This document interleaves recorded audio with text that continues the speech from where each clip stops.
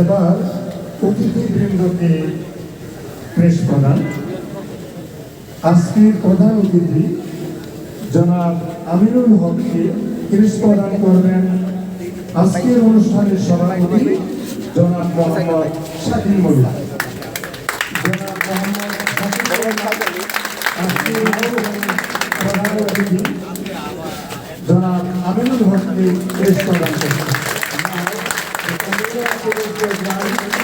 Mr. Shakil Mullah will award the crest to the chief guest, Mr.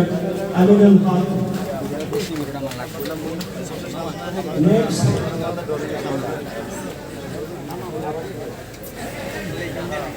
এই মুহূর্তে বিশেষ অতিথি জনাব শফিকুল ইসলাম মিল্টনকে ক্রেস্ট প্রদান করবেন।